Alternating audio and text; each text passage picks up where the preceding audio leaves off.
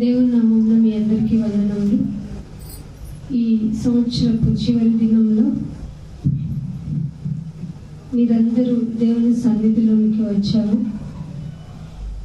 కామన్గా ఈ టైము మీరు నిద్రకు ఉపక్రమించే టైం.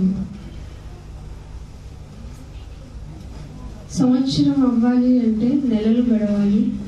నెలలు గడవటానికి ముందు వారాలు అవ్వాలి. వారానికి ముందు రోజులు అవ్వాలి. రోజులకు ముందు గంటలు అవ్వాలి. గంటలకి నిమిషాలు, నిమిషాలకి సెకండ్. ఎన్ని సెకండ్లు అయినాయో, మరి ఎన్ని వారాలైనాయో, ఎన్ని నెలలైనాయో. మీ జీవితంలో క్షణక్షణం దేవుని దృష్టిలో చాలా అమూల్యమైనది. అమూల్యమైన క్షణాలు కలిపితేనే ఈ సంవత్సరం. సంవత్సరములు అనే ఆలోచన వచ్చే మీ జీవితంలో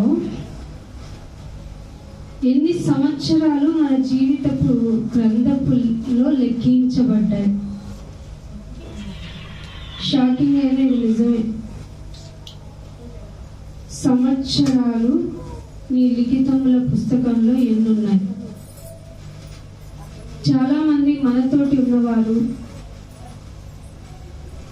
మనలాగే ఉంటారు అనుకున్న వాళ్ళు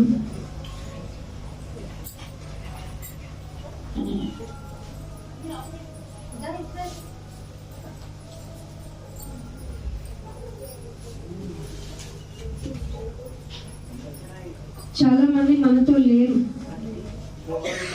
ఇది నిజం. కానీ ఇవేమి మనకి పట్టవు. బ్రతికినంతకాలం మనం హ్యాపీగా ఉందాం. ఎంత సాధ్యమైతే అంత ఆనందంగా బ్రతికేద్దాం. విలువైన దినాలని కూడా ఎంత ఆనందంగా గడపాలి అంటే మనం కూడా తినాలి, త్రాగాలి, ఆనందించాలి. మనిషి యొక్క జీవితంలో సర్వసాధారణమైపోయినాయి పండగలు. మన ఒక రీసెర్చ్కి సంబంధించిన పర్సన్ కనుక ఒక్కసారి ఈ పండగలు అనేవి తీసేస్తే ఎవరికి లాభం, ఎవరికి నష్టం అంటే పండగ చేసుకుంటున్న వాళ్ళ దగ్గర నుంచి పండగల పేరుతో 1+1 ఆఫర్. దీని ద్వారా ఇదిగో ఈ పండుగకి ఇలా శోభను సంతరించుకున్న పట్టణం అని చెప్పుకుంటున్న వాళ్ళ దగ్గర నుంచి, మైన్యూట్ బిజినెస్ దగ్గర నుంచి మెగా బిజినెస్ వరకు అందరికీ నష్టమేనంట. అంటే పండగల పేరుతో టర్న్ ఓవర్ అవుతుంది డబ్బు. అది చిన్న కష్టజీవి మొదలుకొని the biggest personality of business man అనుకున్న వాళ్ళ వరకు డబ్బుని యూటిలైజ్ చేస్తూ ఉన్నారు. దేనికి అంటే మన ఆనందాన్ని పంచుకోవడానికి, మన ఆనందాన్ని ఎక్స్ప్రెస్ చేయడానికి, మనం ఆనందంలో గడపటానికి. ఈ రోజు యొక్క విలువ తెలిసిన రోజు సెకండ్ యొక్క విలువ తెలియాలి. సెకండ్ యొక్క విలువ తెలియాలంటే మీకు ఇష్టపడని మాట, నిజమైన ఒక మాట, మనకి హార్ట్ అటాక్ వచ్చింది అనుకోండి ఫర్ ఎగ్జాంపుల్. ఆ హార్ట్ అటాక్ వచ్చినప్పుడు నేను సరైన సమయానికి కనుక హాస్పిటల్కి తీసుకెళ్ళకపోతే, ఒక 5 నిమిషాల ముందు తీసుకొని వచ్చిన ఈ ప్రాణం ఉండేది అన్నప్పుడు, అది వినటానికి నీ చెవులు పనిచేయనప్పుడు, చూడటానికి నీ కన్నులు లేనప్పుడు, అసలు శరీరమే సహకరించక నీలో ఉన్నటువంటి ఆత్మ నుండి విడిపోయి, శరీరము ఆత్మ విడిపోయిన వేదన అనుభవించే ముందు క్షణాలు ఉన్నాయి చూసారు, అవి చాలా క్లిష్టతరం. చనిపోయిన వారికే తెలుసు ఆ బాధ. వాళ్ళని తెచ్చి అడగటానికి, మీ అనుభవం చెప్పండి అని వాళ్ళ దగ్గరికి వెళ్ళి మైక్ పెట్టడానికి అవకాశం లేదు. మనుషులు అనుకుంటున్నట్టుగా చనిపోయిన వాళ్ళు ఎవ్వరూ రాలేదు. అందుకనే చనిపోయిన వారి గురించి రకరకాల ఆలోచనలు, రకరకాల అభిప్రాయాలు మనుషుల్లో పేరుకుపోయినాయి. ఎంతగా అంటే నిజం ముందున్న నిజం ఇది అని చెప్తున్నా భరించలేని వాళ్ళు, వినలేని వాళ్ళు, తట్టుకోలేని వాళ్ళు, ఈ ప్రపంచపు విధానంలో కొట్టుకుని పోయేవాళ్ళు చాలా మంది ఉన్నారు. వీటన్నిటికీ ఈ ప్రశ్నలన్నిటికీ సమాధానం లేదా అంటే మనుషులు అనుకున్నట్టుగా సమాధానం దొరకకుండా లేదు. చాలా సమాధానం యాజ్ హ్యూమన్ రిసెప్టార్కి అందే విధంగా దేవుడు చక్కగా ఏదో అరటిపండు వలిచి నోట్లో పెట్టినంత తేలిగ్గా ఉంచారు. ఎంతో కష్టము అనుకున్న క్వశ్చన్కి ఆన్సర్ అంత తేలిగ్గా దొరకడం వల్లేమో బహుశా మనుషులు ఇష్టపడటం లేదు, ఒప్పుకోవటం లేదు, అసలు యాక్సెప్ట్ చేయటం లేదు. నిజం ఎప్పుడు నిర్భయంగా ఉన్నా ఆ నిజాన్ని ఒప్పుకునే పరిస్థితిలో ఈనాటి మానవ మనుగడకి సంబంధించిన విషయాల్లో అసలు ముందడుగు వేయటం లేదు కదా, అసలు ఆసక్తే చూపటం లేదు. మరి ఇలాంటి పరిస్థితులు ఉన్నప్పుడు రోజు రోజుకి మనుషుల యొక్క స్థితిగతులను చూస్తే భయం వేస్తుంది, బాధ వేస్తుంది, అలసట వస్తుంది. ఆలోచన మారిపోయే ప్రక్రియలో ఎందుకు దేవుడు మళ్ళీ టైం ఇచ్చేస్తున్నాడు అంటే మేబీ నీకు కాదేమో, మేబీ నాకు కాదేమో, ఎందుకో నువ్వు మారాలేమో, మారకపోతే నా కఠిన నిర్ణయం నీ ముందుంటుందేమో, అది ఏ ఒక్కరి నుండి నిన్ను కాపాడలేదు. ఈవెన్ దో మీరు ఎప్పుడు అంటారు కదా దేవుడు కూడా నిన్ను కాపాడలేడు. ఒక 100 రూపాయలు నా జేబులో ఉన్నాయనుకోండి, నా పాకెట్ మనీ 100 రూపాయలు అనుకోండి, దానిలో ఒక 50 రూపాయలు అయిపోయినాయి అంటే ఇంకెంత ఉన్నట్టు? 50 ఉన్నట్టు. మిగతా 40 రూపాయలు కూడా ఖర్చు పెట్టేస్తాను ఏదో పనుండి సరదాగా తినాలని, స్నాక్స్ అనో ఏదో ఒక విధంగా ఖర్చు పెట్టేసుకున్నాను. ఇంకెంత మిగిలినట్టు? ఇప్పుడు డబ్బులు అయిపోతున్న కొద్దీ నా హృదయంలో సంతోషం పెరుగుతుందా తగ్గుతుందా కదా? ఇప్పుడు నువ్వు పుట్టి ఇన్ని సంవత్సరాలు అయింది, పెరుగుతుందా? నీ వయసు తరుగుతుందా? తరుగుతున్న దానిలో హ్యాపీ అంటావు, విష్ యూ మోర్ అంటావు, విషింగ్ ది బెస్ట్ అంటావు. ఆ విషింగ్ చెప్పిన వాళ్ళే కలకల్లాడుతూ పచ్చగా ఉంటే నీ కళ్ళలో నొప్పులు ఉంటాయి. మనిషి చెప్పింది చేయటంలా, చేసేది చెప్పటంలా. ఈ తర్జన భర్జనలో అసలు పచ్చి నిజం ఏమిటి అంటే మనుషులందరి ఆయుష్ ఏ సెకండ్ అయితే పుట్టాడో ఆ సెకండ్ నుంచి బేబీ మొదలుకొని ఇప్పుడు ద హైయెస్ట్ ఏజ్ అనుకుంటున్న పర్సన్ యొక్క వయస్సు కూడా తరిగిపోతుంది. మనం ఏదైనా తరిగిపోతే బాధపడతామా, సంతోషపడతామా? నిజం చెప్పండి, బాధపడతాం కదా. మరి ఇప్పుడు 2026 సంవత్సరాల్లో నీ వయసు అంత ఎక్కడి వరకు వచ్చావు? పెరిగిందా, తరిగిందా? అసలు లౌకిక జ్ఞానమే నేర్చుకోలేదా? లౌకిక జ్ఞానం మింగిలేసి సంఘంలోనికి వచ్చి నేను బాగున్నాను, నాది బ్లెస్ఫుల్ లైఫ్ అనుకుంటూ బ్రతికేసావా? ఒప్పుకోలేని, తప్పుకోలేని ఒక సిచ్యువేషన్ ఎదుటికి రాబోతున్నప్పుడు ఆ ఎదుర్కొనే విధానం నీకు తెలియజేయబడే ప్రాసెసింగ్ ఉన్నప్పుడు దాన్ని యూటిలైజ్ చేసుకోవాల్సిన బాధ్యత నీదైనప్పుడు మిమ్మల్ని మీరు ఎలా ప్రిపేర్ చేసుకుంటారు? ఏదైనా ఫంక్షన్కి వెళ్ళాలంటే ఒకవేళ ఆ ఫంక్షన్లో డ్రెస్ కోడ్ ఉంది అంటే కంపల్సరీగా మనం పర్చేజ్ చేసుకోవడానికి కూడా వెనుకాడం. వాళ్ళ ఫంక్షన్కి నేనెందుకు డ్రెస్ కోడ్ పెట్టుకోవాలని ఎదురు క్వశ్చన్ చేయం. వాళ్ళ ఫంక్షన్కి నేనెందుకు ఖర్చు పెట్టుకొని నాకు కావాల్సిన ఆర్నమెంటల్స్ కొనుక్కోవాలని బాధపడం. చాలా ఆనందంగా ప్రిపేర్ చేస్తాం, చాలా బాగా వెళ్ళి అన్ని కావాల్సినవి కొని తెచ్చుకొని వాళ్ళ యొక్క విందులో పాల్గొనడానికి, వాళ్ళ ఫంక్షన్లో పార్టిసిపేట్ చేయడానికి మనం సాయి శక్తుల ఎంత ప్రయత్నం అయితే చేస్తామో ఈ శరీరపు యొక్క కోరిక ఎంతవరకు సాటిస్ఫై అవ్వగలదు అంటే, ఫర్ ఎగ్జాంపుల్ ఒక పట్టు చీర ఉందనుకున్నాం, 5000 అనుకున్నాం, ద మ్యాక్సిమం ఎంత ఉండొచ్చు? 1,00,00,000 రూపాయలు కూడా చీర ఉందట, దాంతో కూడా సాటిస్ఫై అవ్వని మనుష్యుల యొక్క కోరికలు ఉన్నాయి అంటే, మనిషికి కోరికకి హద్దుందా అంటే ఖచ్చితంగా లేదు. హద్దులు లేని, హద్దులు దాటిన కోరికలతో మనిషి నిజాన్ని దాచేసి ఎలా ఉన్నాడో తెలుసా? జీవితం అంటే 3 నెలల ముచ్చటే.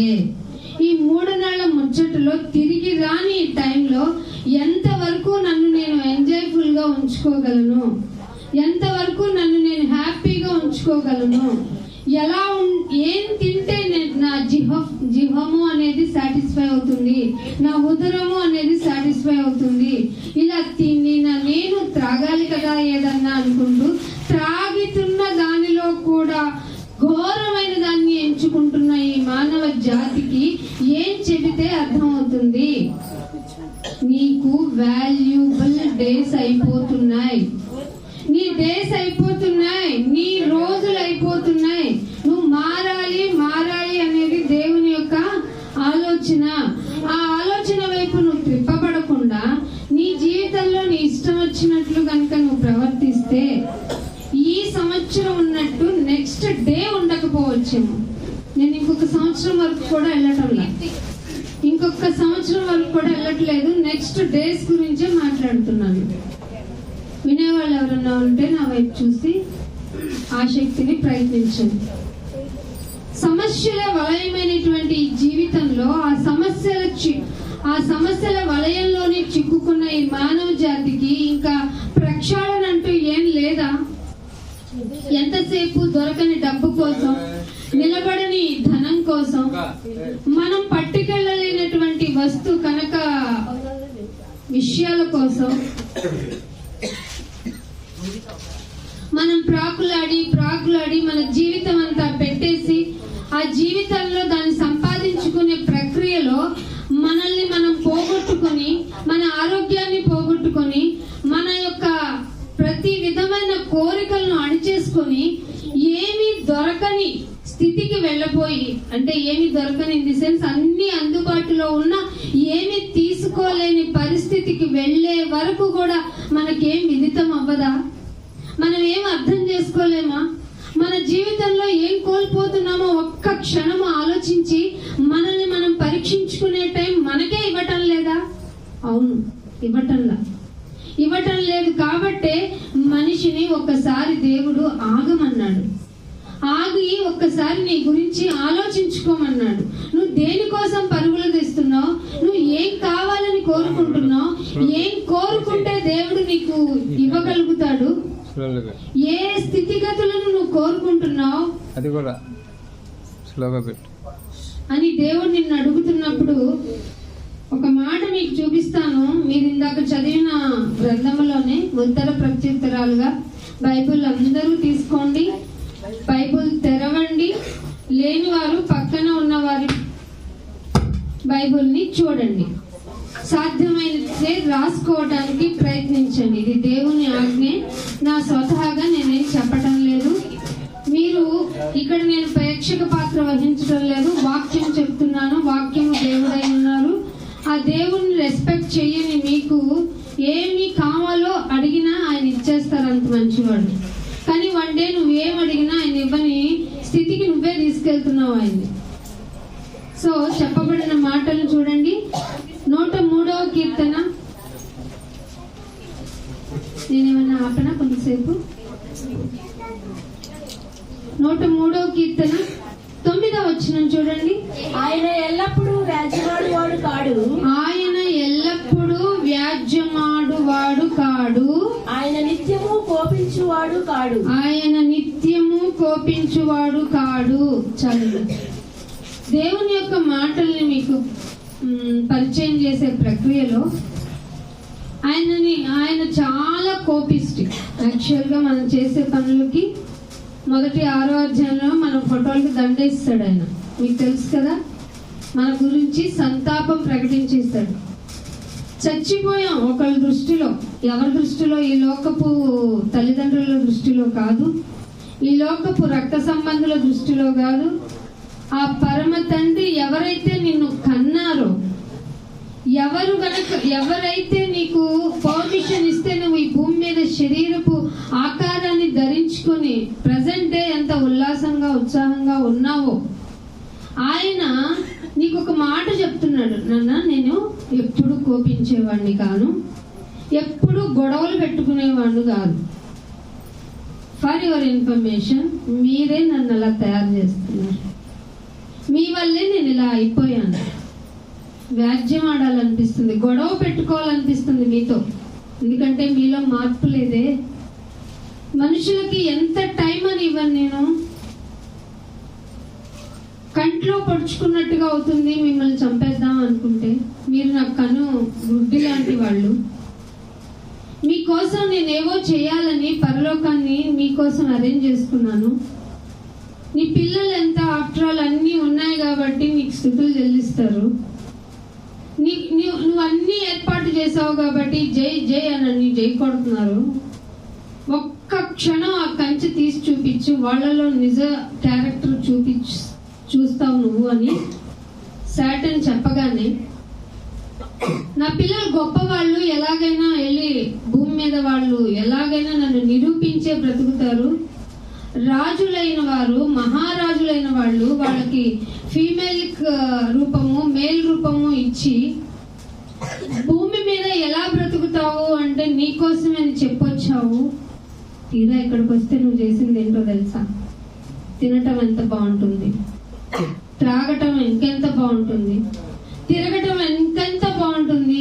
మూడికి చుట్టే ప్రపంచం తిరిగి తిరిగి తిరిగి ఆ తిరగటం కోసం డబ్బు సంపాదిస్తూ చచ్చిపోతుంది.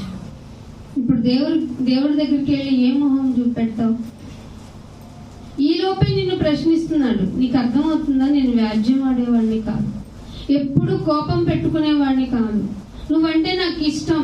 లోకమును దేవుడు ఎంతో దగ్గరికి ఈక్వల్ చేస్తే ద్వితీయత్వము లేని, ఇంకో సెకండ్ ఆప్షన్ లేని తన కుమారుణ్ణి నీకోసం ఇచ్చేసాడు.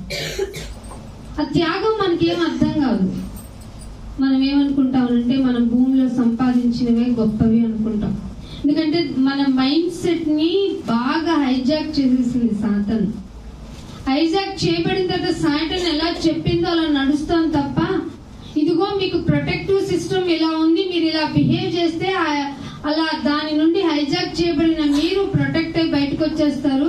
అలా వచ్చి వేయబడిన వారికే పరలోకం అని దేవుడు ఎప్పుడో చెప్తే, నాయనా నాకు నువ్వు ఎలా మాట్లాడుతున్నావు? సాటన్ అంత డేంజరో తెలుసా? ఏం చేస్తుందో తెలుసా? నీకేం తెలీదు.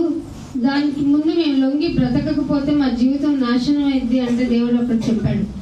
నీలో ఉన్నవాడు లోకంలో ఉన్నవాడి కంటే ఆ గొప్పవాని యొక్క ప్రతిమ, ఆ గొప్పవాని యొక్క ప్రతిష్ట, ఆ గొప్పవాని యొక్క గౌరవ మర్యాదలు నీ ద్వారా వ్యాకులం అవ్వాలి, వ్యాపించాలి. అది నీ పద్ధత, నీ మాట, నీ బిహేవియరా, నీ జీవిత విధానమా, అన్ని విషయాల్లో నిన్ను నువ్వు ప్రజెంట్ చేసుకోవాలి. దాన్ని చెప్పే విధానంలో యేసుప్రభు వారు ఏం చెప్పేశారో తెలుసా? నన్ను వెంబడించాలి అంటే నిన్ను నీవు కూడా, ఒక్కళ్ళు వచ్చింది ఆన్సర్, ఒక్కళ్ళే. మనల్ని మనం వదిలేసుకోవాలి. మనల్ని వదిలేసుకోవాలంటే ఆకలి అవుతుంది, అన్నం, దాహం అవుతుంది, వాటర్, ఫుడ్, వాటరు, దుస్తులు, ఇల్లు, నా బంధువులు, నా పేరెంట్స్, నా హస్బెండ్, నా చిల్డ్రన్, నా అనేది ఉంటుందా? నేనే లేనప్పుడు నా అనేది ఉంటుందా? ఉండదా? ఇదేదో సెలబ్రేటివ్ మైండ్ లో మూడ్లో వస్తే ఇలాంటి తత్వజ్ఞానంతో మమ్మల్ని విసిగించుకోనకండి. ఇది తత్వజ్ఞానం కాదు, very very direct language of God.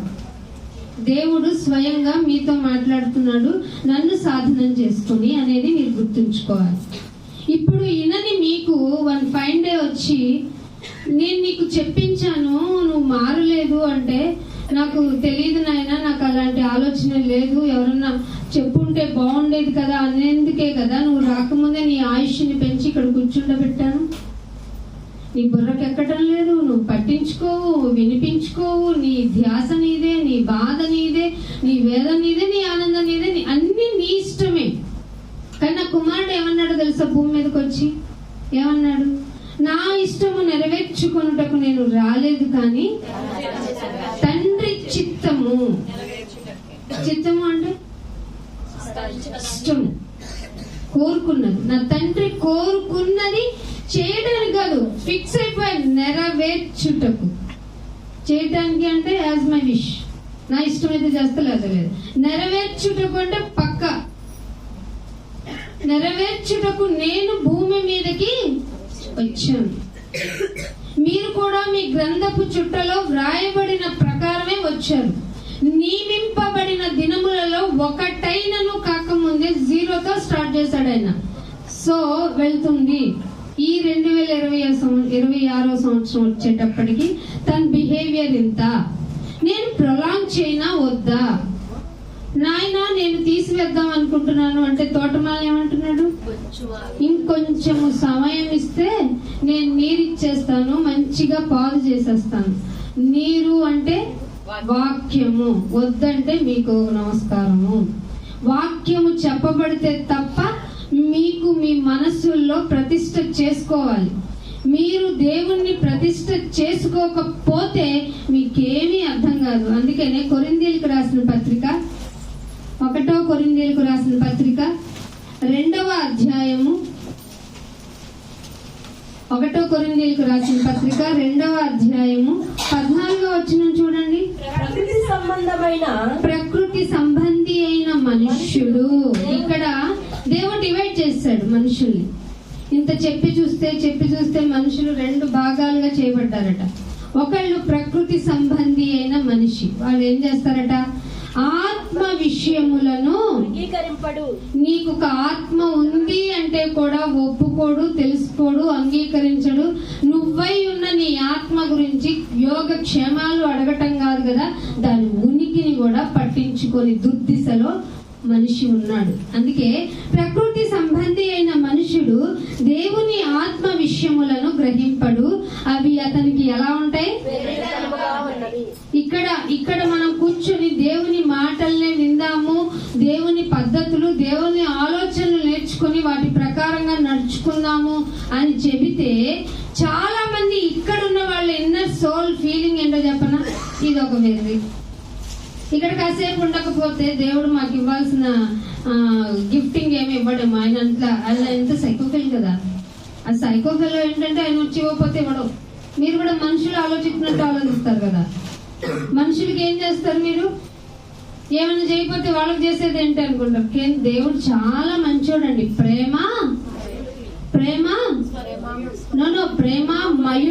ప్రేమమయుడు. ఏది ప్రేమ అంటే ఆయనే చూపించాలి, ఇంకా వేరే ఆప్షన్ లేదనమాట. ఆ ప్రేమమయుడు మంచైనా చెడైనా నువ్వేం చెత్త పని చేసినా నిన్ను కూడా ప్రేమిస్తున్నాడు, నన్ను కూడా ప్రేమిస్తున్నాడు, నరహంతకుణ్ణి కూడా ప్రేమిస్తున్నాడు అనటానికి కారణం అతను ఊపిరితో ఉండటమే. మరి అవునా కదా? అందుకనే ప్రకృతి సంబంధి అయిన మనుషుడు దేవుని విషయములను అంగీకరింపడు. అవి అతనికి వెర్రితనము. అవి ఆత్మ అనుభవము. ఏంటండి? సంఘానికి వస్తే పని చేయాల్సింది ఏంటో తెలుసా? ఆత్మ. ఆ ఆత్మకి అనుభవము అనేది జరగాలి. వచ్చి వెళ్ళిపోతే ఏం తెలియదు. వచ్చి వెళ్తున్నా వరకే ఉంటది. ఆత్మ అనుభవము చేత వివేచన. What is right, what is wrong, నేనున్న పొజిషన్ రైట్ ఆర్ రాంగ్, నేను చేస్తున్నది రైట్ ఆర్ రాంగా, ఇది రాంగ్ ఎందుకైంది, ఇది రైట్ ఎందుకైంది, నేను లోకంలో ఉంటే రాంగ్ ఎందుకైంది, ఇక్కడ ఉంటే రైట్ ఎందుకైంది, అసలు రైట్ అని ఎవరు చెప్పారు, ఇది రాంగ్ అని ఎవరు చెప్పారు, ఎలా ఉంటే మంచిది. ఇదే వివేచన. వివేచనలో ప్రాక్టికల్ గా మనకి వినిపించేది, కనిపించేది, ఆలోచించేది ఇవే. ఆత్మ సంబంధి అయిన వాడు ఆత్మ అనుభవము చేత వివేచిస్తాడు. గనుక ఆత్మ అనుభవం లేనివాడు ప్రకృతి సంబంధి, అతను గ్రహించలేడు. నువ్వు ఇక్కడ చెప్పి ఇంకో 100 మందిని తీసుకొచ్చి ఇలాంటి మాటలు ఎన్ని చెప్పించిన వాటర్ ప్రూఫ్ లాగా వాక్యము వాళ్ళ హృదయాల్లోనికి వెళ్ళదు. సరిగదా? వాళ్ళేదో వాళ్ళు పెర్ఫార్మ్ చేసుకుంటారు, నేనేదో జస్ట్ ప్రెసెంట్ నెంబర్ కాబట్టి ఇక్కడ ఉంటాను అంటాడు. కాబట్టి ఇక్కడ ఏమన్నాడు? అతడు వాటిని గ్రహించడు. కానీ ఇంకొక పర్సనాలిటీ, ఇంకొక గ్రూప్ ఆఫ్ పీపుల్ ఉన్నారంట. ఆత్మ సంబంధి అయిన వాడు అన్నిటినీ, నేను అసలు ఇక్కడ ఎందుకు ప్రెసెంట్ అవ్వాల్సిన అవసరం ఏంటి, ఇక్కడ ఉండటం వల్ల నాకు ఉపయోగం ఏంటి, ఇక్కడ ఉంటే నాకు ఏం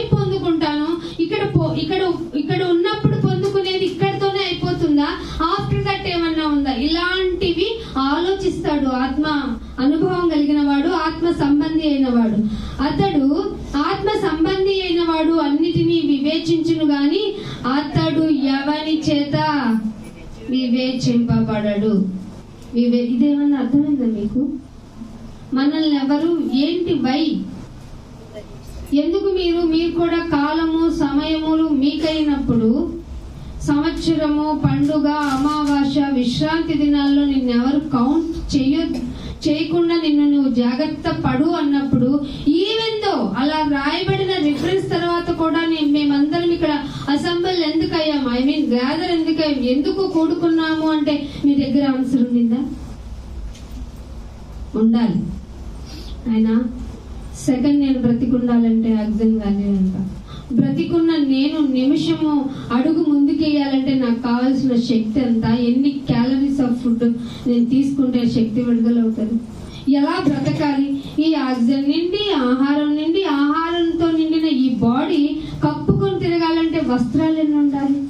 ఇంత మంచిగా ఉన్నటువంటి శరీరము ఎండకి ఎండకూడదు, వానకి తడవకూడదు, చలికి వణకకూడదు. దానికి గృహం ఎలా ఉండాలి, దానికి సదుపాయాలు ఎలా ఉండాలి.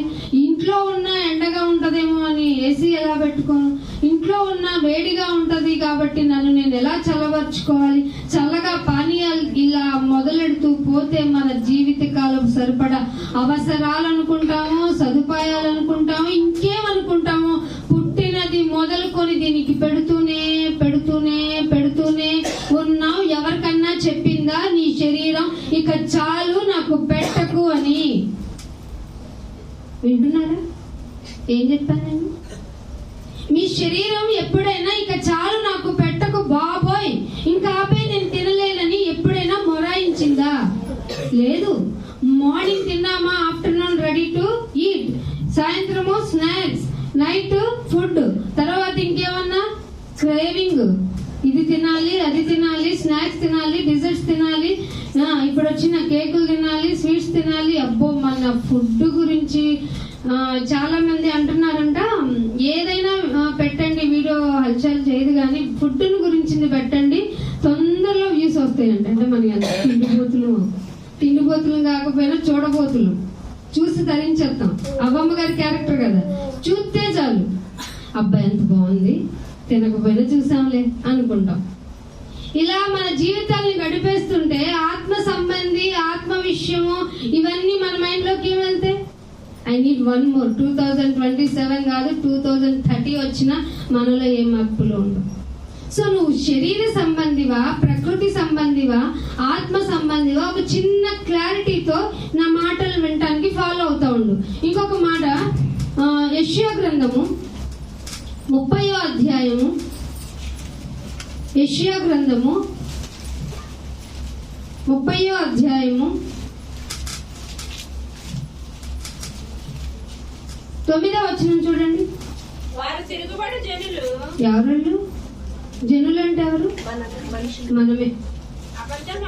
వారు ఆగమ్మా, కంగారు పడమాకండి, మనకు టైం ఉంది, అర్ధరాత్రి వరకు వెళ్ళిపోవచ్చు అంట, ఉండటానికి ప్రయత్నించింది. మనం ఎవరు అంటండి? తిరుగుబాటు. మనలో మెయిన్ గా ఉండేది ఏంటంటే ప్రతి దానికి తిరుగుబాటే. మనకి నచ్చని దానికి తిరుగుబాటు, మనకి ఇష్టపడని దానికి తిరుగుబాటు, ప్రతి దానికి తిరుగుబాటే. తిరుగుబాటుతో పాటు మనలో, మన జనుల్లో, మన బంధు జనాంగాల్లో, మనము అనుకున్న ఈ మానవ జాతిలో ఇంకొక లక్షణం ఏంటో తెలుసా? అబద్ధమాడే పెద్దోడు కాదు, పిల్లలు. మనుషులు ఎప్పటి నుంచి చెడిపోయారు? బాల్యము నుండే. మనుషులంట పిల్లలు, అబద్ధమాడు పిల్లలు. పైగా ధర్మశాస్త్రం అంటే విననొల్లలో పడదు మాకు, విననొల్లని పిల్లలు. పైగా వాళ్ళు ఏం కోరుకుంటారంట 10వ వచనంలో? దర్శనము చూడవద్దని. దర్శనం చెప్పు వారితో మాకు హార్డ్ గా మాటలు చెప్పొద్దు, యుక్తముగా తెలివైన మమ్మల్ని రక్షించుకునే విధంగా వాక్యాలేమి చెప్పొద్దు. ఏమన్నారు? యుక్త వాక్యములను మాతో ప్రవచింపకుడి. మాకు ఎలా చెప్తావు మాటలైతే? మృదువుగా. ఏంటి బైబిల్లో ఉందా? బైబిల్ చదివితే కదా మనకు తెలుస్తుంది, కాబట్టి చదవాలి. మీకు సమయం ఉండదు కాబట్టి ఇక్కడికి రావాలి. మాకు మృదువైన మాటలతో పలకండి. కుదిరితే మాయా దర్శనం, నాకు ఇప్పుడు ఒక దర్శనం వచ్చింది, మీ అందరికి మంచి మేలు జరగబోతుంది అని చెప్తే ఇప్పుడు మీలో ఎంతో ఉల్లాసం ఉంటుంది. అలా కాదు, మేలు జరిగినా జరగకపోయినా ఆల్రెడీ మీరు మేలు అనుభవిస్తూనే కదా ఇక్కడికి వచ్చారు. మళ్ళీ ఏం కావాలి? ఇంకోటి. ఈ పిల్లడు ఇంకోటి అడిగితే ఏం చేస్తావు?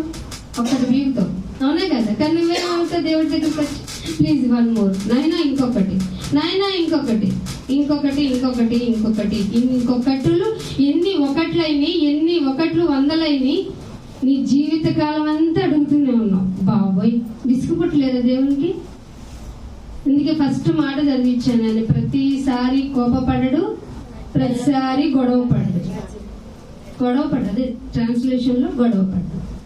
మరి ఇంత చెప్తున్నాడు, మాతో వాక్యాలు చెప్పొద్దు, యుక్తమైన వాక్యాలు వద్దు, మాకు సాఫ్ట్ గా మృదువైన మాట చెప్పండి అన్న వాళ్ళ క్యారెక్టర్ ఎప్పటి నుంచి బాలేదు? వాళ్ళ పిల్లలు అబద్ధములు ఆడతారు. పిల్లల గురించి మొదలెట్టాడు దేవుడు. మనమేమనుకుంటాం? పిల్లలు దేవుడు చల్లని వారే అంటూ నేర్పించింది లోక మాటలు. కానీ దేవుడు ఏం చెప్పాడు చూడండి, దేవుడే కదా నిజం చెప్తాడు. ఇప్పుడు దేనైనా వస్తువు తయారు చేసిన వాడు కదా, దాని క్యారెక్టర్ ఏంటో దాని ఇదేంటో చెప్తాడు.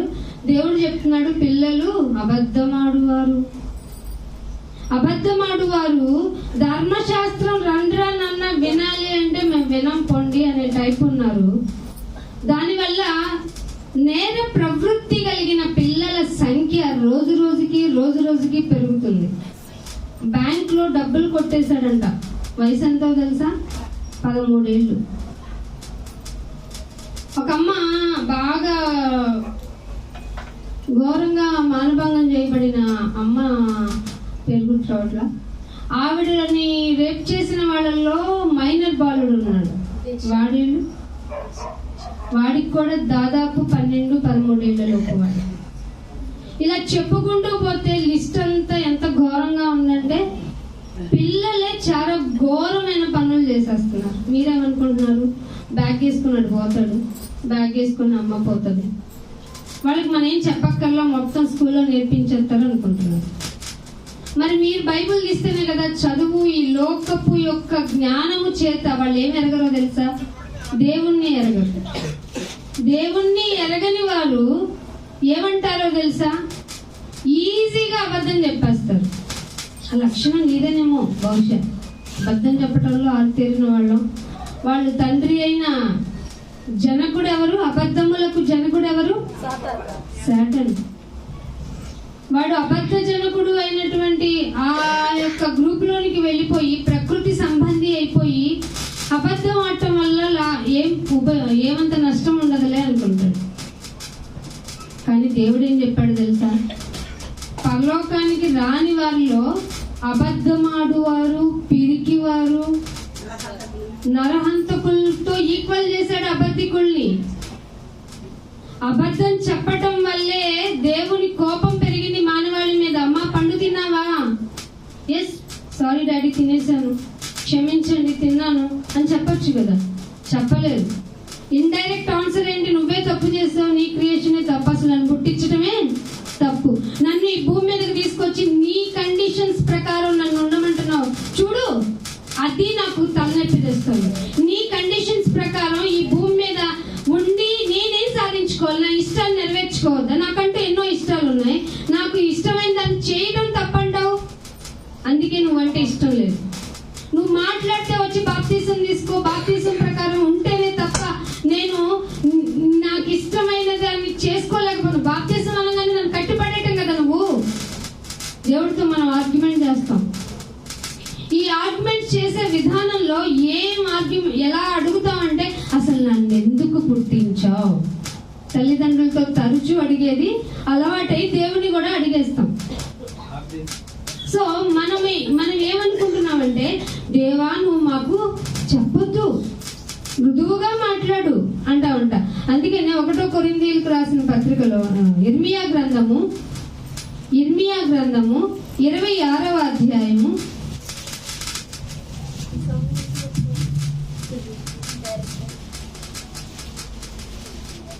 26 ఇర్మియా గ్రంథము 26వ అధ్యాయము 13వ వచనం. కాబట్టి యెహోవా మీకు చేసేదనని తాను చెప్పిన కీడును గురించి, కాబట్టి మీకు చేసేస్తాను అని చెప్పిన కీడును బట్టి ఆయన సంతాపపడినట్లు, ఆయన పడతాడంట. ఏం చేస్తే మీ క్రియలను చక్కపరుచుకొని, చక్కపరుచుకొని, బట్టలు కదా, మన ఫుడ్ కదా, మన పనులు ఏమిటంట, మన పనులు ఏమీ నచ్చటంలా దేవునికి, మన పనులు అస్సలు నచ్చటంలా. అందుకే ఆయన అంటున్నాడు, ఆయన సంతాపపడాలి. ఆయన అయ్యో వీళ్ళకి అనవసరంగా పనిష్మెంట్ ఇచ్చాను, అనవసరంగా బాధ పెట్టాను, వీళ్ళు మరులుతారులే అంటే ఆయనకు అన్నీ తెలియదు అనుకోకండి. నీ బుద్ధి మీద పరీక్షలు ఉన్నాయి, నీ ప్రవర్తన మీద పరీక్షలు ఉన్నాయి, నీ ఆలోచన విధానం మీద పరీక్షలు ఉన్నాయి. ఆయన పరీక్షిస్తున్నాడు నిన్ను. నువ్వు ఎలా బిహేవ్ చేస్తావు, నీ సిచ్యువేషనల్ లైఫ్ లో నిన్ను నువ్వు ప్రిపేర్ చేసుకునే విధానంలో నన్ను పక్కకు నెట్టేస్తావా, నిన్ను నీవు ఉపేక్షించుకుంటావా, ఏం చేస్తావు నువ్వు అసలు? ఇలా చేసే విధానంలో నీ దగ్గర నుంచి వస్తువుని తీసేస్తారు, నీ దగ్గర నుంచి ఒక్కొక్కసారి వ్యక్తులను కూడా తీసేస్తారు. ఇలా తీసేసినప్పుడు నువ్వు మాట్లాడే విధానంలో ఆయన నిన్ను పట్టుకుంటాడు. నీకేంటో తెలియదా, నేను ఏం చేశానో తెలియదా?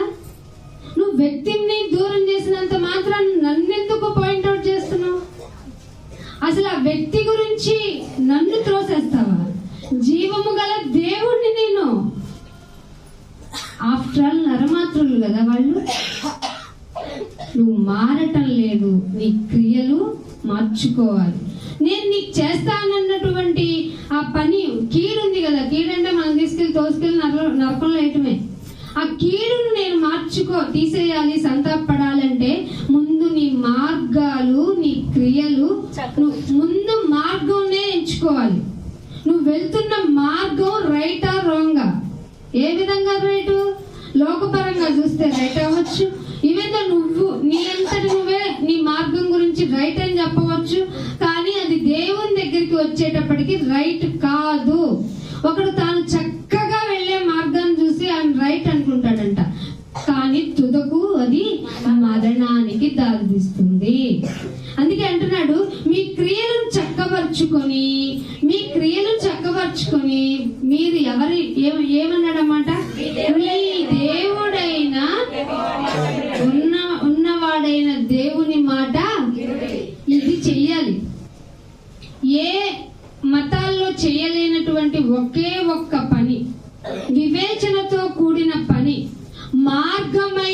ఏకైక మార్గమైనటువంటి ఉన్నత మార్గమైనటువంటి యేసుక్రీస్తు వారి ద్వారా వచ్చిన ఈ వరాన్ని అందుకోవాలంటే నీకు ఆయన మాట వినే వివేచన ఉండాలి, విచక్షణ జ్ఞానం ఉండాలి.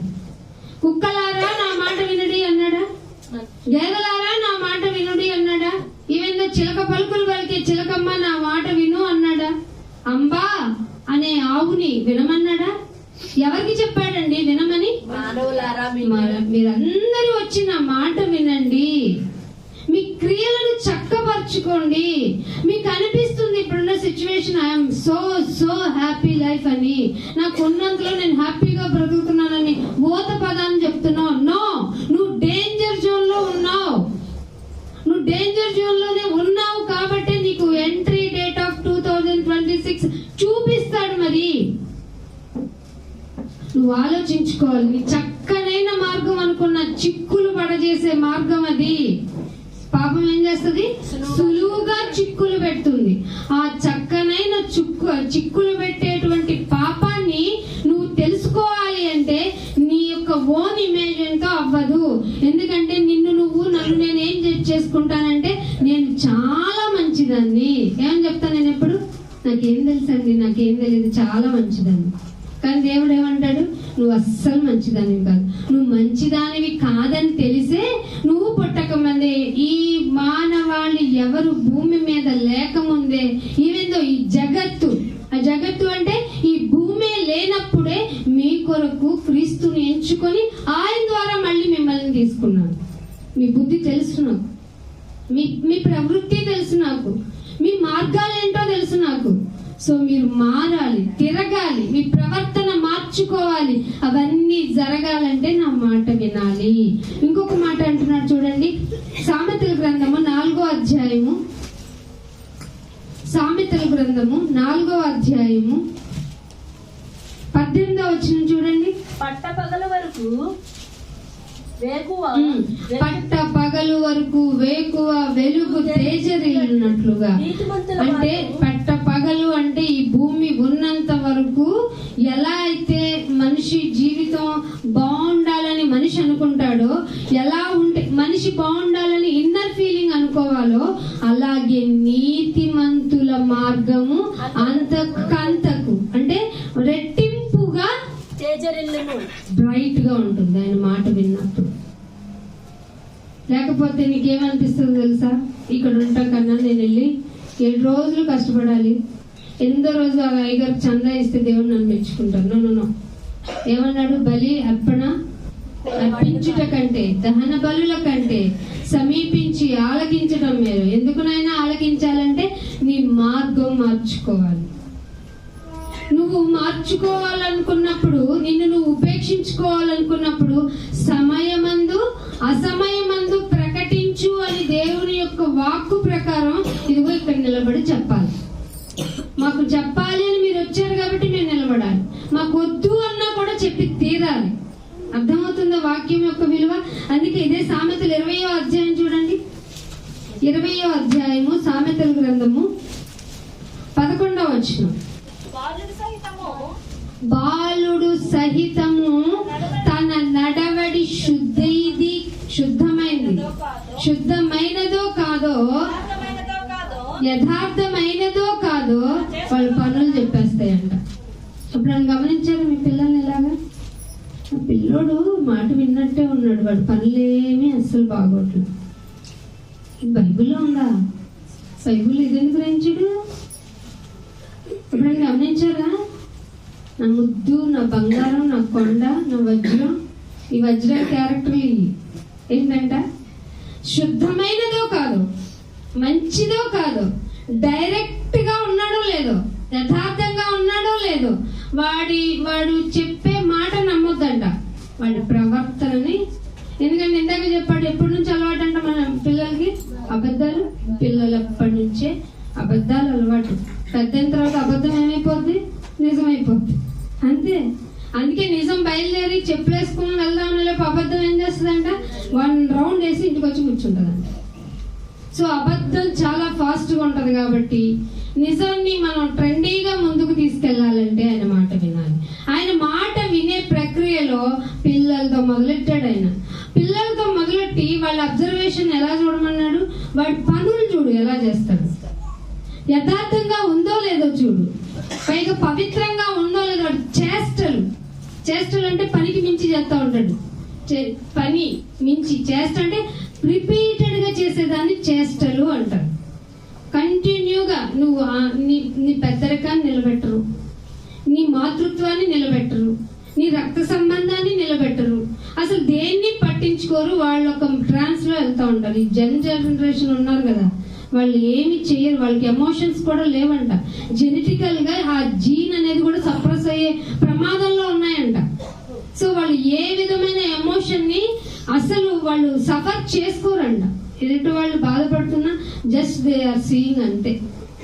సో అలాంటి జనరేషన్ ఉన్నప్పుడు నువ్వు బాగుంటేనే కదా మిగతా వాళ్ళు బాగుంటారు.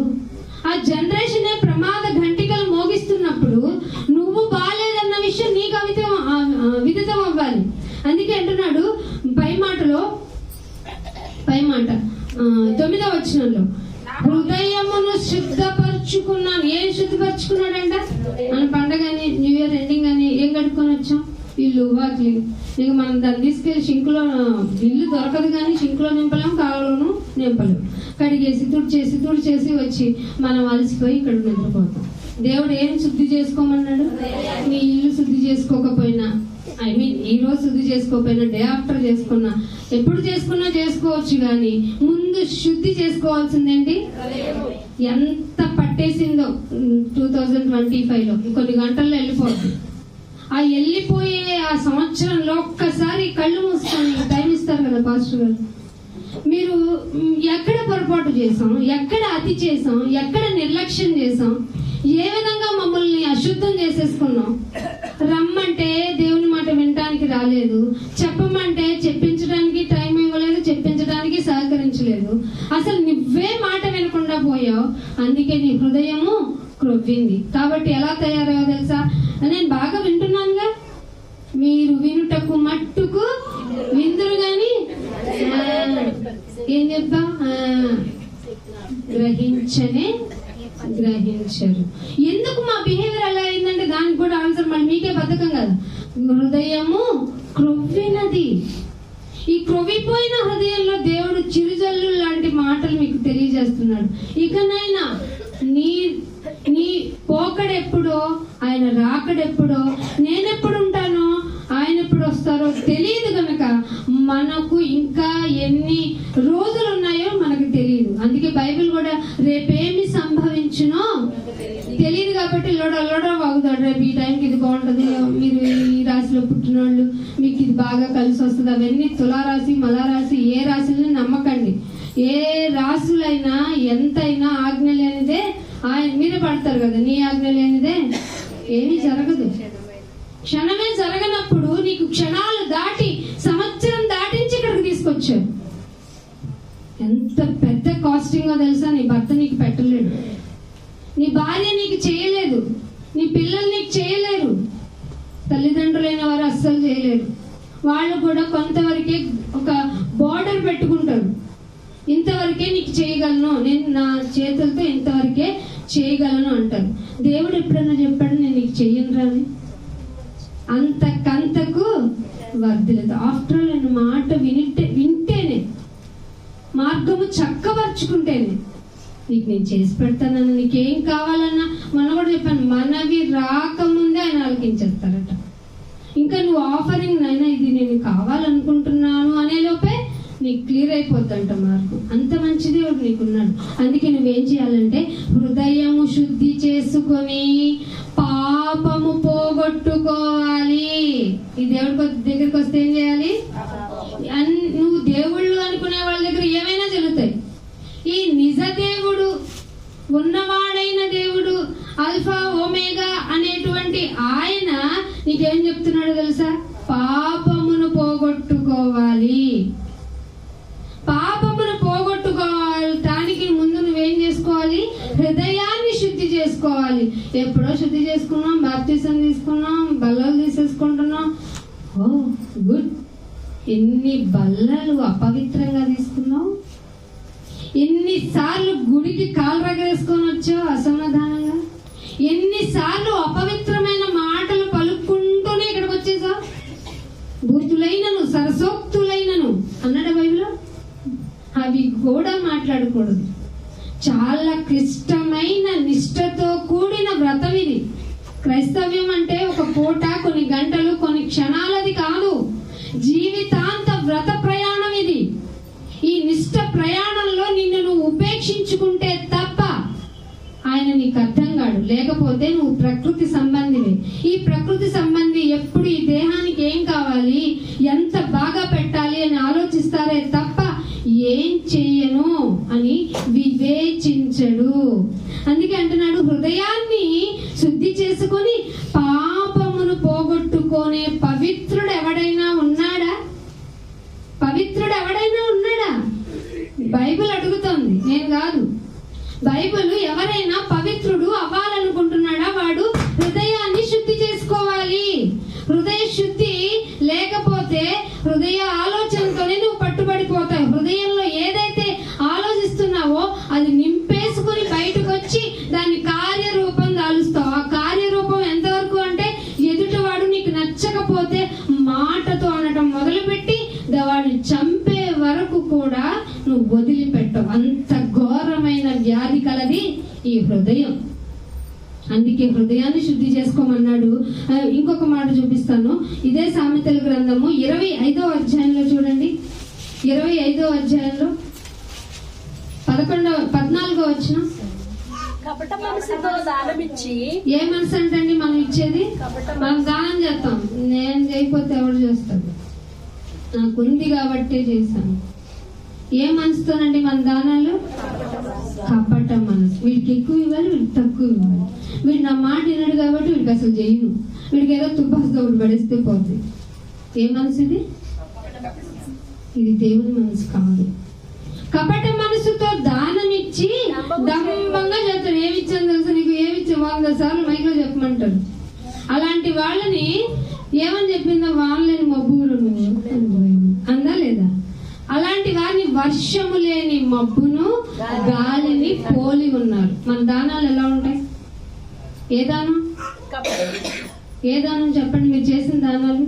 అయ్యగారు దానం చేయమన్నారు, అన్నం పెట్టమన్నారని ఇంకా సేపట్లో చద్ది పడిపోయి ఘోరమైన వాసన వచ్చేటువంటి ఫుడ్. బాబు ఇట్రా, కూర లేదు, ఇదే వేసుకుని ఎలా తింటాడు? నువ్వు తింటావా? తిను. అమ్మ ఏమన్నా కట్టుకోవడానికి అంటే మడతలు పెట్టి బొక్క పెట్టిన ఆ చీరలు మాత్రం తీయం, ఆ డ్రెస్సులు మాత్రం తీయం. కొత్తది కొనియడం పక్కన పెట్టండి. ముడతలు పడిపోయినా ఆ చీర అమ్మ కప్పుకోవడానికి వస్త్రం లేవు మా దగ్గర. ఈ రోజుల్లోనేమో మనకి కపటమైన వాళ్ళు ఎవరు, నిజంగా వస్త్రాలు కొనుక్కునే వాళ్ళు ఎవరో తెలియట్లా. వాళ్ళు వచ్చి ఒక రౌండ్ అప్ వేసి వీళ్ళ ఇంట్లో దొంగతనం చేయడానికి వీలుగా ఉందా, వీళ్ళ ఇంట్లో కన్నం వేయడానికి వీలుగా ఉందా అంటున్నారు. నిజంగా అడుక్కోవడానికి వచ్చిన వాళ్ళు కానీ పప్పు అనాలి వస్తాను. సో మనం దానం చేసే విధానాన్ని కూడా దేవుడు చూస్తున్నాడు తెలుసా. అసలు నీకు ఇచ్చే కెపాసిటీ కలిగిన సిచ్యువేషన్ ఇచ్చాడు అంటే నువ్వు ఎంత ట్రాన్స్పరెన్సీగా ఉండాలో తెలుసా. వడ్డించేటప్పుడు చూస్తాడు, పెట్టేటప్పుడు చూస్తాడు. నువ్వు చల్లబడిపోయింది తినో, బాగా పాడైపోయింది తినో, ది బెస్ట్ కావాలి, మంచి రెస్టారెంట్ కావాలి. ఎవరన్నా బిచ్చగాళ్ళు తీసుకెళ్ళి రెస్టారెంట్లో ఫుడ్ పెడతారా? అని దేవుడు ఏం చెప్పాడు? మీరు ఎందుకు చేస్తున్నారా? మీరు తింటాం కాదు, మీ ఊర్లో బేదలను పిలిపించండి, వాళ్ళకి పెట్టండి. వాళ్ళు వచ్చి ఏమిస్తారు? నువ్వు ఇప్పుడు సలాడ్ నేను డిన్నర్కి పిలిచాను అనుకో, ఆడేదో గిఫ్ట్ పట్టుకొని వచ్చేస్తుంది. సో నేను ఆవిడని పిలిచినా మళ్ళీ ఎవరిని పిలవాలి? వాళ్ళు వచ్చి నాకు గిఫ్ట్ ఇవ్వగలరా? నా రుణం ఏమైపోతుంది? అప్పుడు మిగిలిపోతుంది. ఆ రుణం వెళ్ళి అక్కడ కౌంట్ అవుతుంది. అప్పుడు పిలుస్తాడు. అలాగే పిలిచాడు అన్యుడైన ఒక పర్సన్ ని.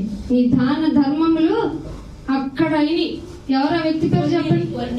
కొర్నేలి. ఎప్పుడు గుడికి వెళ్ళకపోయినా దేవుని యందు భయభక్తులు కలిగిన, అప్పుడు ధర్మశాస్త్రం లేదు కదండి, వాళ్ళు అన్యులు కదా, గుడికి రానివ్వరు కదా. అది ఇన్ఫర్మేషన్. మరి గుడికి వెళ్ళలేదు కాబట్టి మేము వెళ్ళమని తయారవకండి. గుడికి వెళ్ళకపోయినా చేసిన దాన ధర్మ కార్యాలను బట్టి తండ్రికి ఆఫరింగ్ వెళ్ళిపోయిందంట. గో ఇమీడియట్లీ గో, నా గురించిన ఇన్ఫర్మేషన్ పాస్ చేసాయి, నేను నిజ దేవుడిని చెప్పాయి, నా ద్వారానే రక్షణ అని చెప్పాయి, బాప్తిస్మం వెరీ వెరీ ఇంపార్టెంట్ అని తెలియచేసాయి, క్రీస్తే రక్షకుడు అని తెలియజేసాయి.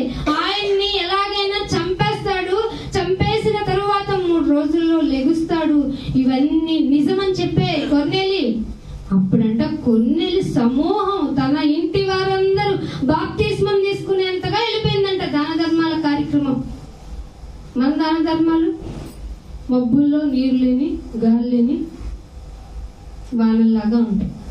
నువ్వు చేసే విధానం, ప్రవర్తించే విధానం దేవుడికి ఇక్కడ చాలా ఇంపార్టెంట్. నాకు అవసరం లేదు, నువ్వు ఇచ్చింది పట్టుకుపోతా. నువ్వు ఇవ్వకపోయినా నేనేమో నాయన నాకు ఇవ్వలేదేంటో అని నేను అనుకుని వెళ్ళిపోతా. కానీ మ్యాటర్ అది కాదు, నువ్వు ఎలా ఇస్తున్నావు అనేది చూస్తాడు. హృదయం వెరీ వెరీ ఇంపార్టెంట్. దాన్ని శుద్ధి చేసుకోవాలి, దానిలో పాపం పోవాలి, పాపానికి ప్రక్షాళన క్రీస్తు వారే. ఇదే మార్గం, ఈ మార్గంలోనే వెళ్ళాలి. అందుకని ఒక మాట చూపిస్తాను చూడండి. యాకోబు రాసిన పత్రిక 1వ అధ్యాయం 14వ వచనం. నూతన గ్రంథంలో యాకోబు రాసిన పత్రిక 1వ అధ్యాయము. ఏ ఆశ ఏంటండి? సొంతంగా ఒక దురాశ ఉందంట మనిషికి. ఏం ఆశ? దురాశ. మంచి ఆశ కూడా కాదు. అందుకని స్వకీయమైన దురాశతో, దురాశ చేత ఈర్వబడి ఈడ్చుకుపోతున్నారంట. ఏదైనా నాకే కావాలి, ఏదైనా నాకే కావాలి. ఎంత పెట్టి కొనుక్కోను, ఎంత పెట్టి తిన్ను, ఎంత పెట్టి దాచుకోను, ఎంత పెట్టి కట్టుకోను, ఎంత దాచేసుకోను, చెప్పి దాయినా చెప్పకుండా దాయినా ఇలా స్వకీయమైన దురాశ చేత ఈర్వబడుతున్నామంట. ఇది పాపం అంటే. మీకు ఎవరన్నా చెప్పారో లేదో, మనం చేస్తున్నది పాపం అని తెలియాలంటే మనం చేస్తున్న విధానం, మన జీవిత విధానంలో మనం అప్లై చేసుకుంటున్న మన ప్రిన్సిపల్, ఒకరిని మోసం చేసైనా, ఒకరిని చంపైనా, ఒకరిని కొట్టైనా, మనల్ని మనం బాగు చేసుకున్నాం, మనం బాగుందాం, ఎదుటి వాడికి నష్టం కలిగించి వాడిని ఇబ్బంది పెట్టైనా మనం సుఖంగా బతికేద్దాము అనుకుంటున్న ఆశ కాదది, దురాశ. ఆ దురాశతో ఈర్వబడుతున్నాం, మరుగొల్పు అంటే మెస్మరైజ్ చేయబడుతున్నాం. మెస్మరైజ్ చేయబడి మరులు కొల్పబడిన వాడే శోధింపబడుతున్నాడు. చేసే పాపం చేసే ఇది పాపం కాదు. ఎవరు చెప్పారు? లోకంలో ఎంతో మంది ఇలా ఉన్నారు, ఎవరు బాగాలేరు, అందరు బాగానే ఉన్నారు. పాపం అని చెప్పే వాళ్ళే పాపాత్ములు. నువ్వు వినకు, నువ్వు చెప్పింది నీ మనసుకు తోచింది చేయి. నువ్వు ప్రశాంతంగా బతికే ఈ బాప్తీసాల గోల నీకొద్దు, ఈ ప్రార్థన గోల నీకొద్దు అని నీ చేతే నీ ఆత్మలో నిన్ను ప్రేరేపించేలాగా నీ శరీరం మాట్లాడుతుంది. అందుకే అప్పుడు ఈ దురాశ ఏమైందో తెలుసా? గర్భము ధరించి పాపమును కలిగింది. పాపం పరిపక్వం అయిపోయింది. ఇప్పుడు మరణానికి దగ్గరగా ఉన్నాం. పాపము పరిపక్వమైంది. నువ్వు అనుకుంటున్నావు నాకు ఒక మంత్రి తెలుసు, నాకు ఒక రాజు తెలుసు, నాకు ఒక ఎవరో తెలుసు. ఎవరు తెలిసిన వాళ్ళు మనుషులే కదా, వాళ్ళకి మరణం రాదని చెప్పగలరా? ఎన్నో వేల ఆపరేషన్లు చేశాడంటండి, హార్ట్ ఆపరేషన్స్. ఒక డాక్టర్ గారు ఆయనకే హార్ట్ అటాక్ వచ్చిపోయారు. చెప్పండి, మొన్న 10th క్లాస్ పాప కదండి, స్కూల్లో హార్ట్ అటాక్ వచ్చిపోవటం ఏంటి? మరి మీరే ఎందుకు బతికున్నారు, నేనే ఎందుకు ఇక్కడ ఉన్నాను? ఆలోచించారు ఎప్పుడన్నా? మన ఇష్టంగా బ్రతకటానిక, మన ఆలోచన ప్రకారంగా బ్రతకటానిక? ఒక్కసారి వివేచిస్తే నీ బ్రతుకు వాల్యూ సెకండ్ తో సహా అర్థమవుతుంది. అది దేవుడిచ్చిన దానం. ఏంటండి? నూతన సంవత్సరము దేవుడిచ్చిన దయతో కూడిన కిరీటం. ఇప్పుడు మీకు అందరికీ ఇంకొన్ని క్షణాల్లో ఆయన దయా కిరీటాన్ని ధరింపజేస్తాడు. ఆ ధరింపజేసినప్పుడు కిరీటం పెట్టేసిన తర్వాత రాజుగారి యొక్క పరిపాలన విధానం బాగోకపోతే మనం ఎంత తిట్టుకొని మనం ఎంత బాధపడతామో, నీ యొక్క పరిపాలన విధానం నీ జీవితంలో, నిన్ను నువ్వు పాలించుకునే విధానం నీ జీవితంలో బాగోకపోతే కూడా అంతే వ్యాకుల పడతారు. ఆయన వ్యాకుల పడ్డాడు అంటే నీకు నెమ్మది ఉండదు. ఇవి నిజాలు. ఎప్పుడైతే నెమ్మది ఉండదో నీలో అశాంతి మొదలవుతుంది, నీలో లేమి మొదలవుతుంది, నీలో రోగం మొదలవుతుంది, నీలో ఇంకా ఎన్నో ఎన్నో మొదలై నీకు నెమ్మది లేకుండా పోతుంది. అయినా చివరి క్షణాల్లాగా దేవుడు ఏం చెప్పాడో తెలుసా? నువ్వు పడక మీదకి వెళ్ళినా నా గురించి తెలుసుకుంటావని కదరా నేను నీకు రోగాన్ని ఇచ్చాను. వినవా? మాట్లాడవా? ఆలోచించవా? వివేచన వద్దా?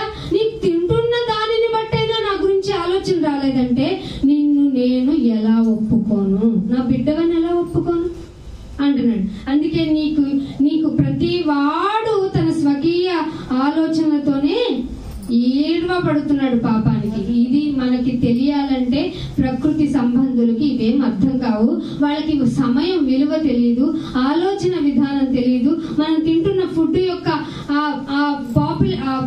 పెరిగిన విధానం, అంటే చెట్లో పెరిగినటువంటి ఆ ఫ్రూట్ అవని గింజ అవని నీకు వచ్చిన విధానం నీకు పట్టదు. తినేసి తాగేసి లేచి ఆడుదామని నోవాహు దినాల్లో ఆ పాపులేషన్ ఎలా ప్రవర్తించారో నువ్వు అలాగే చేస్తావు. చాలా మంది ఇప్పుడు ఎలా ఉంటారు? Happy happy happy. Where is the happy? ఎక్కడుందండి హ్యాపీ? ఏ విషయంలోనూ సంతోషంగా లేదే మానవ జాతి. వద్దంటే వస్తున్న రోగాలు, పోనీ మైక్రో ఆర్గానిజమ్స్ యొక్క వాటి యొక్క రెసిస్టెన్స్ పెరిగి మీకు జ్వరం ఇది వరకు వస్తే ఎన్ని రోజులు ఉండేది? మహా అయితే వారమే, చాలా ఎక్కువ. అదే ఏ టైఫాయిడ్ ఏదో మలేరియా వచ్చిందంటే 15-14 రోజులు. ఇప్పుడు చెప్పండి, రోగాలు పోతున్నాయి జస్ట్ దగ్గుకే, జస్ట్ చిన్న ఇన్ఫెక్షన్స్ కే. మామూలుగా యూరినరీ ట్రాక్ ఇన్ఫెక్షన్లు అనేవి కామన్ గా ఉంటాయి. దాని వల్ల చచ్చిపోయింది మొన్న ఒక అమ్మాయి. అయినా ఇంత డేంజర్ లైఫ్ నీ చుట్టూ ఉన్న నిన్ను బాగా పెంచుతున్న ఆయన గురించి ఒక్కసారి ఆలోచించవా? ఆలోచిస్తే కదా ఆయన గురించిన వాల్యూ నీకు అర్థమవుతుంది. అలా వస్తేనే కదా నువ్వు ఎలా బ్రతకాలో తెలుస్తుంది. అందుకనే కొరింథీయులకు రాసిన పత్రికలోనే కీర్తనలో 31వ కీర్తన, ముగింపుకు దగ్గర ఉన్నాను. కీర్తనలు 31వ కీర్తన 19వ వచనం. 31వ కీర్తన.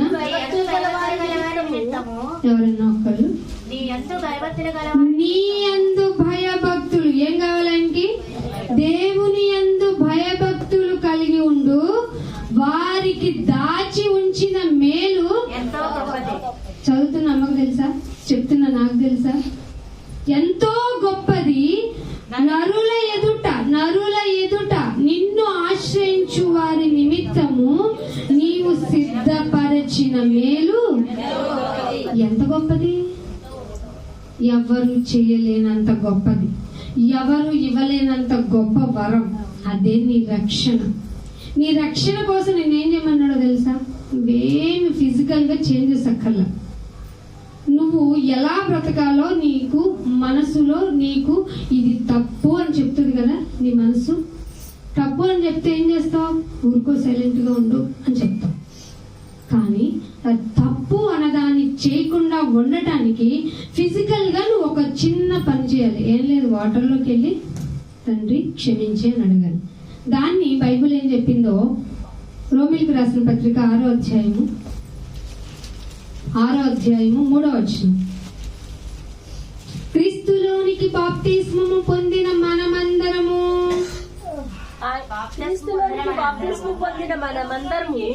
ఏం దేనిలోకి పొందినట్టు, మరణములోనికి బాప్తిస్మం పొందినట్టు. ఈ మాకు నచ్చనిది, మాకు ఇష్టపడింది, మాకెప్పుడు రాదని భ్రమపడేది, అదే మనం వద్దన్నా వచ్చేది మరణం. ఈ మరణానికి ఇప్పుడు చదువుతున్న మరణానికి అసలు పోలిక లేదు. మరణము అంటే మనము చనిపోయిన తర్వాత ఆత్మ వెళ్ళవలసిన ప్లేస్ కి వెళ్ళకపోవటమే రెండవ మరణం. ఆ రెండవ మరణము మనకి రాకుండా ఉండాలి అంటే క్రీస్తు నామమున నువ్వు బాప్తిసం తీసుకోవాలి. అప్పుడు ఏమవుతుందంటే 4వ వచనంలో, తండ్రి మహిమ వలన లేచాడు క్రీస్తు మృతుల్లో నుండి, అలాగే మనము కూడా నూతన జీవము. నూతన ఇయర్ వస్తుందంటేనే మనలో ఎక్కడలేని సంతోషము, ఆనందము, మన ఎక్స్ప్రెషన్, బట్టలు, వంటలు, అయ్యో మన కేకులు, ఫుడ్, ఎంత ఆనందం అండి. కానీ క్రీస్తులోనికి, రక్షణలోనికి వచ్చిన మనకి నూతన జీవము పొందేలాగా నడుచుకోవాలి. అంతే సింపుల్. ఇది శరీరపరంగా జరగదు. నూతన జీవం పొందాలంటే నువ్వేం చేయాలో తెలుసా? అపోస్తుల కార్యం 22వ అధ్యాయం 16వ వచనం. అపోస్తుల కార్యము 22వ అధ్యాయము 16వ వచనం. నువ్వు తడువు చేయొద్దు, ఇంకా ఏ మాత్రం తడువు చేయకు, లేచి ఆయన నామమున ప్రార్థన చేసి. నాయనా, నా బ్రతుకు విలువ ఇదని తెలిసిందేమో, బహుశా తెలియకపోతే ఏం చేయలేము. తెలిసింది, నువ్వు ఇచ్చిన ఈ కాలంలో నన్ను ఇంకా బ్రతికుంచావు. తింటున్న ఫుడ్ ఈజీగా నా ప్లేట్ లోకి వస్తుంది, తిన్న తర్వాత నాకు అరుగుతుంది, అరిగిన దాని వల్ల శక్తి వస్తుంది. ఆ శక్తితో నేను ఇంకా బ్రతికి ఉల్లాసంగా ఉన్నాను. అది నీవు ఇచ్చిన దీవెనే అని తెలిసింది. ఇలా తిని త్రాగిన నేను ఒకప్పుడు ఒక రాజు గర్వించినట్లుగా గర్వించి ఇంకెవరు లేరనుకొని నా హృదయపు గర్వంతో నిండిపోయిన నా జీవిత విధానంలో నా క్రమాలు మారిపోయినాయి, నా పద్ధతి మారిపోయింది, వేషధారణ వచ్చేసింది. అది పాపం అని తెలిసే లోపే చాలా దగ్గరగా మరణానికి ఉన్నాను. సో నేను రియలైజ్ అవుతున్నాను, ఇదిగో నోటితో ఒప్పుకుంటున్నాను, రక్షణను దయచేయండి అని. క్రీస్తు నామములో రక్షణ తీసుకుంటే మీ పాపాలన్నీ కడిగి వేయబడతాయి. వానిష్. ఇది ఎవరి వల్ల కానిది. వానిష్. ఒక మన పరమ దేవుడి యొక్క రక్షణ ద్వారానే మనకి ఈ పాపాలు అనేవి పోతాయి. ఈ పాపాలు పోవడానికి మీరేమన్నా ఆలోచన కలిగి ఉంటే ఈ నూతన సంవత్సరానికి మీరు వెల్కమ్ చేయండి. నాది యథా రాజా తదా ప్రజలాగా, ఎప్పుడు విన్నా నా పద్ధతి ఇంతే, ఎలా ఉన్నా నేను ఇంతే, నన్ను ఎవరు మార్చలేరు, నేను ఇలాగే ఉంటా, ఎలాగైనా నన్ను నేను చూసుకోగలను అనుకున్న నిన్ను ఫ్రాక్షన్ ఆఫ్ సెకండ్ లో నిన్ను చంపేయగలను. అని చంపాలనుకుంటే దోమ చాలదా, ఈగ చాలదా? అంతెందుకు నీ కంటికి కనిపించని మైక్రో ఆర్గానిజం చాలదా? అదే కరోనా. ఎవరు చూసారు కరోనా ఎలా ఉందని? ఎవరికి తెలియదు. గడగడ గడగడ 3 సంవత్సరాలు ఒకరినొకరిని చూస్తే భయం, పట్టుకుంటే భయం. మీరేమన్నా అలాంటి రోగాలు పోయాయి అనుకుంటున్నారా? చాలా రోగాలు బయటపడుతున్నాయి. మనిషి బ్రతకటానికి మనుగడ ఇక లేదు. కానీ దేవుని కృప వల్లనే ఇంకా భూమి మీద మనం ఉన్నాం. ఈ కృపని సద్వినియోగం చేసుకోండి. ఆయన కొరకు బ్రతకండి. నూతనంగా మీ హృదయాన్ని నూతన సంవత్సరంలో మార్చుకొని నూతన హృదయంతో మీరు దేవుని దగ్గరికి వెళ్ళి మీ పాపాలను కడిగేసుకొని రక్షణకు సంసిద్ధులు కండి.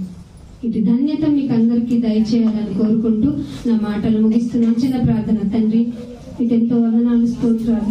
అమూల్యమైన జీవిత విధానం మాకుందని తెలియక నాయన మాకు అయిపోతున్న సమయాన్ని చూసుకొని చిందులతోనూ నాయన ఎంతో వ్యసనపరమైన జీవితంతో మేము బ్రతుకుతున్నాం. అటువంటి జీవితం నుంచి మమ్మల్ని అందరినీ వేరుపరిచి ఇదిగో ఇక్కడ కూర్చుండబెట్టి నీ కృపలో భద్రపరిచి మాకు ఒక దినాన్ని ఇస్తున్నందుకు, మరలా మరి ఒక సంవత్సరానికి మమ్మల్ని ప్రవేశింపజేస్తున్నందుకు స్తోత్రాలు చెల్లించుకుంటున్నాం. నీ బిడ్డలకు విత్తనాలను చల్లాను నాయన, వాటిని ఎత్తుకొని పోయేవాడు ఉన్నాడు కనుక నాయన వారు జాగ్రత్తగా ఉండేందుకు వాళ్ళని సిద్ధపరచండి, బలపరచండి. మిగిలిన సమయం అంతా మీ మహిమకు ఉపయోగించుకోమని యేసుక్రీస్తు వారికి పరిశుద్ధమైన నామములో ప్రార్థన అడిగి వేడుకుంటున్నాం తండ్రి. Amen. Thank you all of you. God bless you.